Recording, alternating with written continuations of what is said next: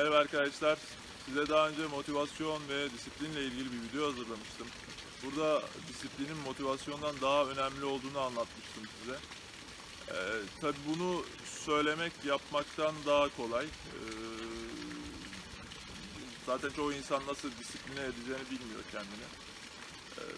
Ben daha çok kendimi sportif alanda disipline etmeyi başarmış bir insandım hayatım boyunca. Ama bunun benim açımdan şöyle bir kolaylığı vardı. Ben spor yapmayı seviyordum zaten. Hayatım boyunca, yani çocukluğumdan beri hep spor yaptım, keyif aldım bundan, değişik şeyler denedim. Ama herkes için bu durum aynı şekilde değil. Benim için de kendimi disipline etmekte zorlandığım bir şey hayatımın ilerleyen dönemlerinde karşıma çıktı sonraları. Ben spor yapıyordum ama hiç temiz beslenmiyordum. Bu beni 25-26 yaşına kadar falan idare etti yani. Spor yaptığım sürece ne yesem kilo almıyordum, fiziğimi koruyordum. Ama sonra yaş ilerledikçe yavaş yavaş kilo almaya başladım. Hatta bir sene içinde bir anda şişmanladım. Ondan sonra sporda kendimi nasıl disipline ettiysem, beslenme konusunda da kendimi bir raya oturtmam gerektiğini anladım. Ve bazı taktikler geliştirdim zamanla bunun için. Biraz kendi hayatımdan da örnekler vererek size bunlardan bahsedeceğim şimdi. Bir alışkanlık yaratmak. Eğer amacınız kendinizi bir konuda disipline etmekse, ulaşmanız gereken nihai hedef bu. Çünkü her gün uğraşılacak bir angaryadansa gündelik bir faaliyeti yürütmek son derece kolay. Mesela konu diyet olduğunda kısa ve hızlı sonuç veren ama sürekliliği olmayan bir diyettense bir hayat tarzı haline getirebileceğiniz, uzun vadede devam ettirebileceğiniz bir beslenme programı uygularsanız hem aldığınız sonuçları kaybetme riskini düşürürsünüz, çünkü sonrasında da bunu devam ettirebilirsiniz. Hem de gün be gün bunu uygulamanız çok daha kolay olur. Bir alışkanlık yaratabilmek için yaptığınız şeyi uzunca bir süre, günler boyunca tekrar yapıyor olmanız lazım.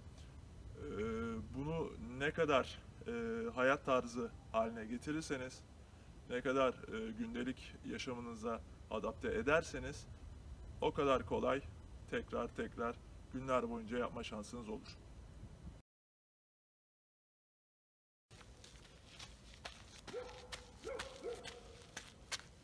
Harekete geç.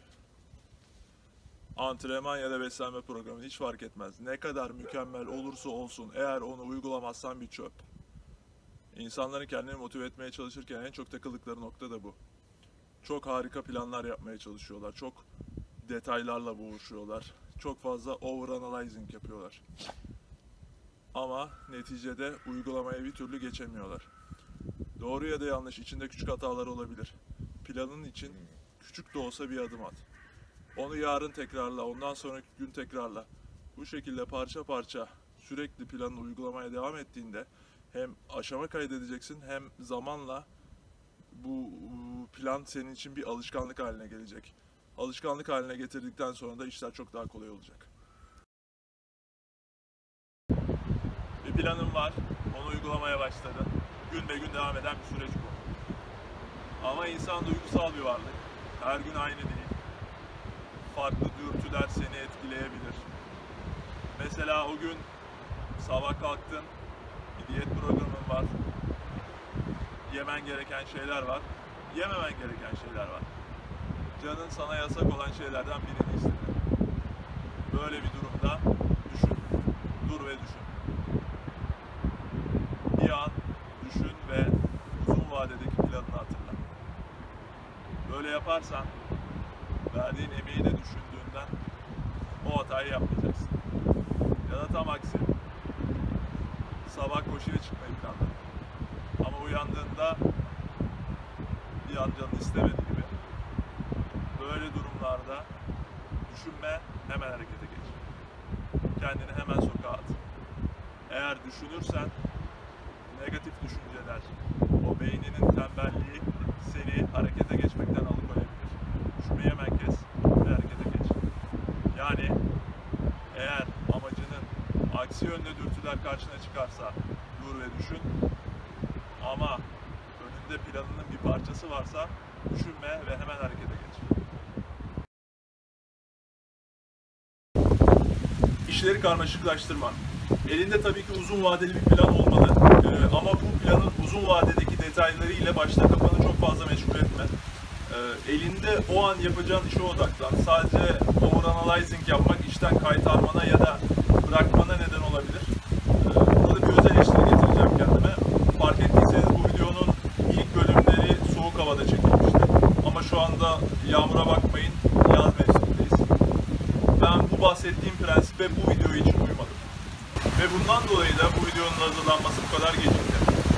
Neden uymadım? Çünkü bu videonun konusu hakkında söylemek istediğim çok fazla şey vardı. Ve ileriki aşamada söyleyeceklerimi kafamda toparlamak için gereksiz analiz yaptım. Ondan dolayı da videonun hazırlanması gecikti.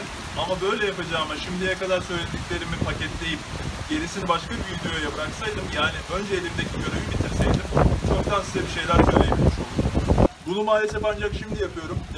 Bu da demek oluyor ki bu konuda bir devam videosu olacak. Umarım bu videoda söylediklerim işinize yarar. Anlattıklarım ile ilgili fikirlerinizi yorum olarak yazarsanız da sevinirim. Dediklerimi uygulayanlar olursa onların da deneyimlerini öğrenmek isterim çünkü. İzlediğiniz için teşekkürler. Tekrar görüşmek üzere.